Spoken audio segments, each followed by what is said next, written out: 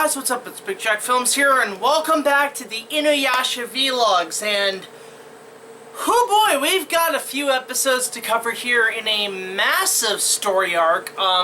This is actually almost two story arcs in one, which is kind of odd in a way because this whole arc takes a total of 5 episodes. Yeah, a 5-part arc. This is a first for us. This is probably easily the longest arc since the, I want to say, Down the Well arc, which was 4 episodes in the first 4 episodes of the series. So, this is known as the Swords of Destinies arc, and it opens with Miyoga being led by a weird old man with a large hammer riding a flying three-eyed cow. Yeah, good way to start. So, basically he explains to this old man that InuYasha's Tetsaiga has been able to do the 100 demons in one strike attack, which we find out is a very popular attack for the weapon, which belonged to InuYasha's father. So, during this time, they obviously have to find InuYasha and figure out what's going on. Meanwhile, we have InuYasha and the group after the boring-ass arc of last time, which, excuse me, it took like 2 weeks to recover from that shit. My apologies for not having one last week.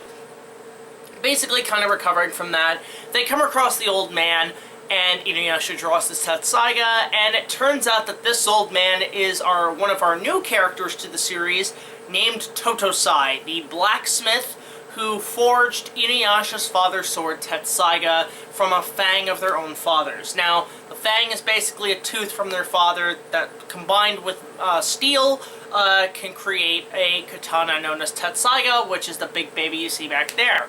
So, obviously, Miyoga wants Totosai to train InuYasha on how to unlock Tetsaiga's full potential, which he's only able to do once. And that was back in actually the first episode of Season 2 of this season.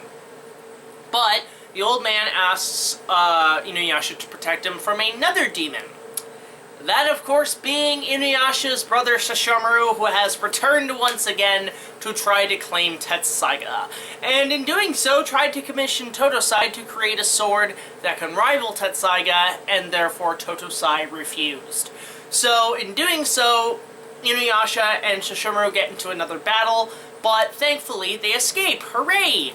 And it turns out Sesshomaru actually has a sword of his own. He does have his own katana, which is known as the Tenseiga. And Tenseiga, unlike the Tetsaiga that can kill 100 demons in one swing, Tenseiga can heal 100 people in one swing, meaning it can bring back 100 people from near death in one swing, or death itself, you know? It can bring back the dead. So in a way, it's a resurrection sword. But unlike Tetsaiga, it cannot kill, it cannot technically cut, and it cannot take on the form of InuYasha's big-ass sword here. So basically, we have our Tetsaiga here, we have our Tenseiga there to match the setting for this shoot. So, Sesshomaru is kind of pissed that his father gave him the shitty sword, and InuYasha got the better sword. It is the equivalent of when you're playing a video game and your brother, the favorite brother, gets the good controller and you get the shit controller. Fuck that, you want the good controller. So, doing a test on Jockin with Tenseiga, Sesshomaru unintentionally unleashes a dragon. Yeah, there's dragons in this world, obviously. He kills the dragon, and by the way, something I want to point out about this season, in terms of, like, Sesshomaru and InuYasha when it comes to their combat, they really like to reuse a lot of animation on this one. I guess maybe the budget was a little tighter this season, but they seem to use the same striking attacks occasionally for these two characters in reused animation, so I guess there is a budget cut there. So, regardless, Sesshomaru does kill the dragon, but obtains what's known as a dragon's claw, or a dragon's arm, that he puts on his old arm that was cut off by InuYasha early on in Season 1, and goes back to retrieve Tetsaiga by using a dragon's claw to deflect Tetsaiga's power.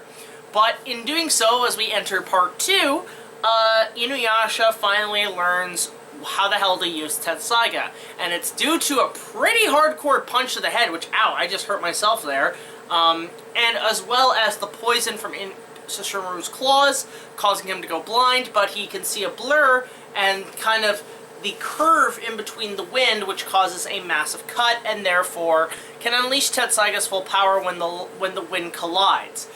This technique, the achievement unlocked, is known as the Wind Scar. This is the attack that can kill 100 demons in one swing, and successful enough, InuYasha has finally mastered the Wind Scar. And in doing so, Sesshomaru flees, but Tenseiga actually does save Sesshomaru from being destroyed by InuYasha's sword.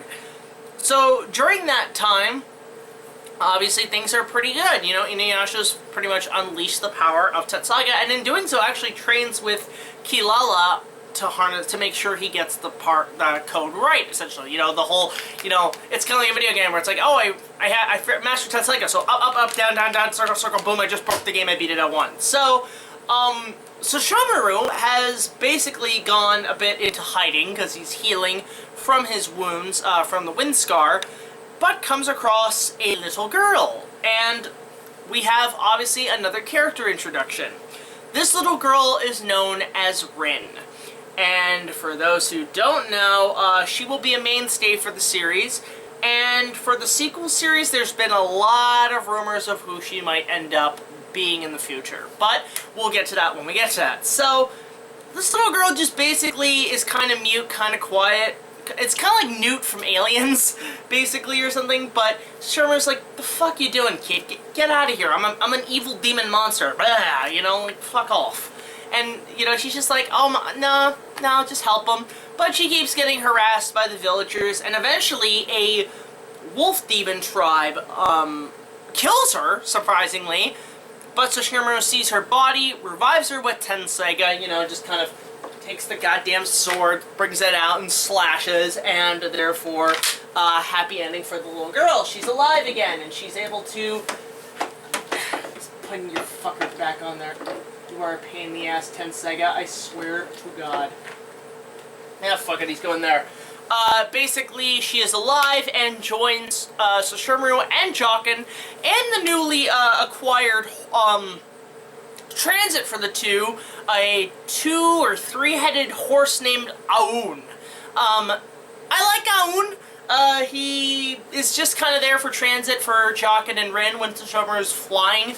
But he's a mainstay as well. So we have now, what? We're down to 3 characters now introduced in the show. So Totosai, Rin, and Aoun. Who else could show up around this time? Well, we're about to find out. So the wolf demon tribe has essentially gone and slaughtered villages because the wolves are hungry. So InuYasha and the group are kind of in the midst of this, and they discover a character that is a mainstay for the show, and he is another acquired fellowship member, and another character, that being Koga. And somewhere miles away I can hear Jessica Rose Cosplay completely squealing. Koga! Yeah, you can totally hear that. So regardless, basically Koga is now basically pissed at InuYasha because he's been slaughtering his wolves, and they get into a bit of a scuffle, obviously. But thankfully, with Koga, he not only has the ability to be like a goddamn tornado, like the Tasmanian devil, going blah, blah, blah, blah. And also the fact, I want to point out, he's voiced by Scott McNeil, aka the Canadian Mel Blanc, the man of 1,000 voices. This guy has done so many voices for Canadian TV shows. The last thing I know he was in, surprisingly, the Woody Woodpecker movie. He was in that. But he's done the voices for Kong the Animated Series, he's done voices for Beast Wars, Dragon Ball Z, he was Piccolo. He's a great voice actor and a mainstay for Canadian voice acting and anime. So, Scott McNeil shows up as Koga, but then on top of that, this character also has 3 jewel shards, one in his legs and one in his arm, and this allows him better harness and speed powers, essentially. So, when he discovers that Kagome can see the shards, he has a mission. Get the goddamn girl. So, basically, he kidnaps Kagome along with Shippo and takes her back to his tribe, which are in this really nice waterfall cave mountain area, which is really cool. And of course, InuYasha and the group follow suit to save Kagome. But then it turns out, oh my god, this is a long-ass arc. Then it turns out that Koga's tribe is being attacked by these birds of paradise or something. They're these really weird, jiggly, puffy-looking bird things with teeth, and they have like torsos of weird demon people on them. It's a really odd design, essentially, that I kind of found kind of weird, basically. But, you know, Kagome agrees to help them and essentially, you know, make sure their tribe is alive and okay. So, obviously, knowing that InuYasha and the group will come to assist. So, during the battle with these birds of paradise, there is a bit of a scuffle of who's fighting who, and eventually, Koga takes an interest in Kagome, and I don't mean just interest, like, he straight up falls in love with him and says, I want you to be my wife, or my woman, and Kagome's just like, the fuck are you on? Like, you know, and InuYasha's totally oblivious to Kagome's feelings and thinks, Kagome, what the hell is wrong with you? And so, the birds are defeated. I think InuYasha uses that Tetsaiga for that. But on top of that, we now have a rivalry between InuYasha and Koga for the heart of Kagome. So now it's almost a love square, because you have InuYasha with Kagome and Kikyo, and then you have InuYasha and Koga with Kagome. So it's kind of this weird cycle. And the episode ends with Kagome saying, you know what? Y'all motherfuckers are acting really kind of immature. I'm gonna head home for a few days. So she goes home, which leads to the 5th part episode, which is kind of filler, but I'm gonna include it in this arc, titled Two Hearts, One Mind. And basically it's kind of a pause. You know, everybody's back at base. InuYasha wants Kagome to come back, and they kind of got into a bit of a scuffle after this arc. And so, yeah, they're just waiting for one or the other to come in and bring them back. And that episode is actually really funny because we get to see characters like Hojo again, Kagome's classmates, Sota, Grandpa, all that stuff. It's a good little filler episode. It's actually really funny because Shippo showing Kaede these great little pieces of almost like chibi artwork of the characters, and it's adorable.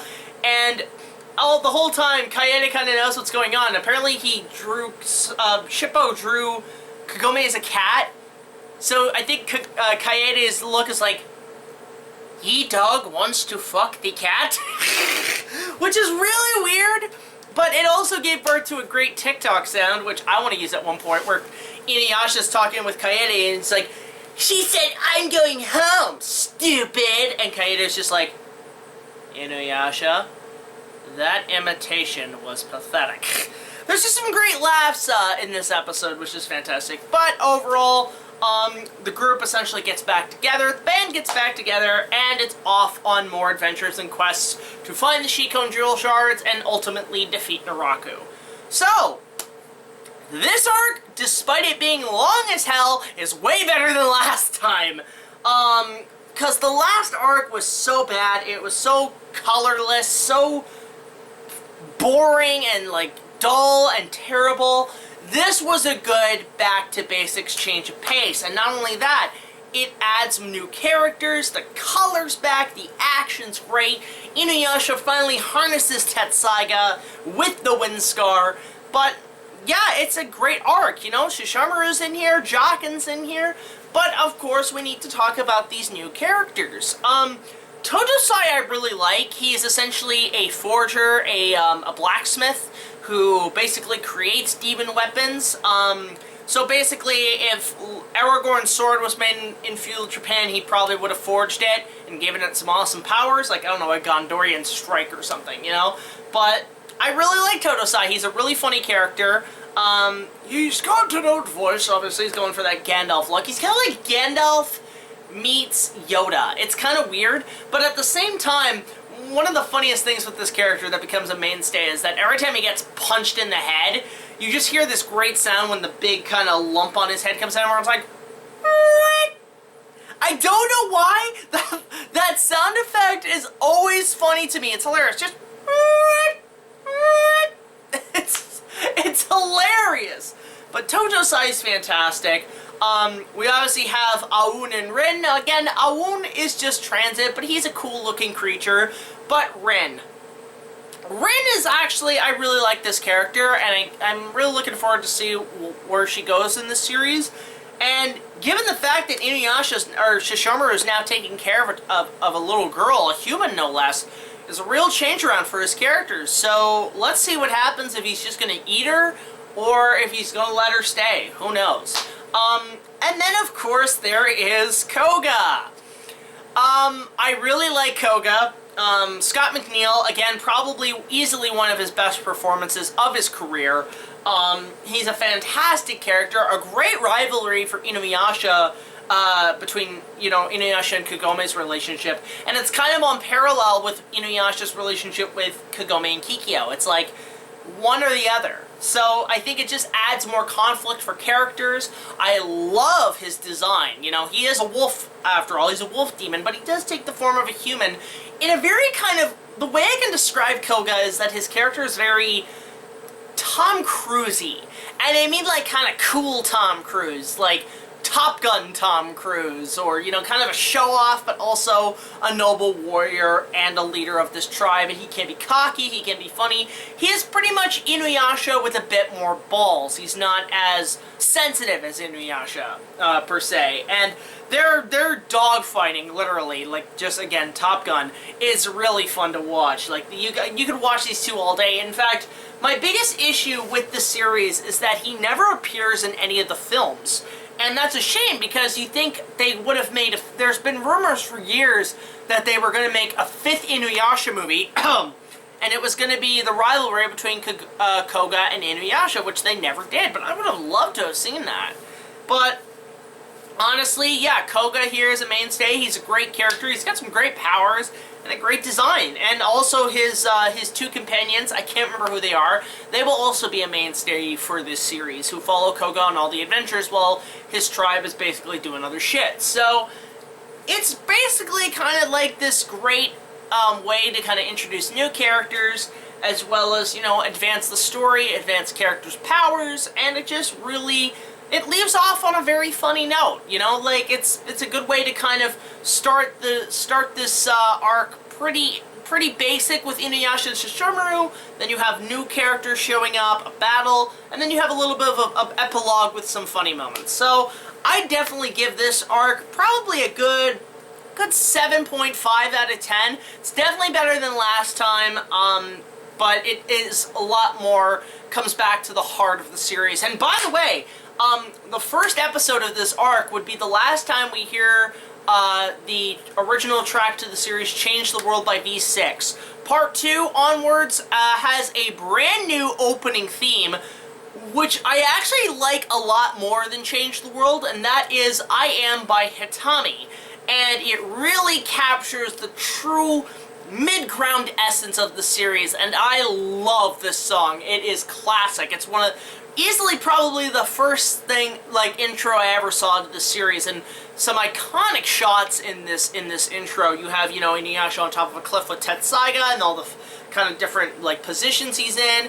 You have, the introductions of new characters that we'll probably see next week, or, next time we do this. And on top of that, it's just one of my favorite shots in that intro is just that shot of Kagome unleashing her sacred arrow, and it's causing like a Moses parting the seas. It's poetic. It's an amazing, epic shot.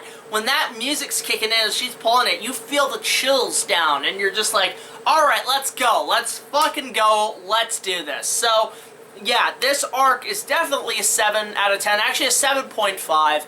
It's a fantastic arc, and it really gets you back into the heart and spirit of InuYasha that we all love so much. So, of course, guys, if you want to help support the channel and the potential of an InuYasha fan film, link down below to our Patreon. Just $1 or more will get you early access to all of our content, as well as other special features. And, of course, I want to hear what your thoughts are on the Swords of Destiny arc. Let me know in the comments section below. And yeah, tune in next time when we introduce a new villain to the series. Not necessarily a villain, but more of a villainess, who is actually voiced by a friend of ours on here on the channel. So, until the next video, guys, like, comment, subscribe. I will see you guys later. This is BigJackFilms signing off. And all I have to say is... Koga.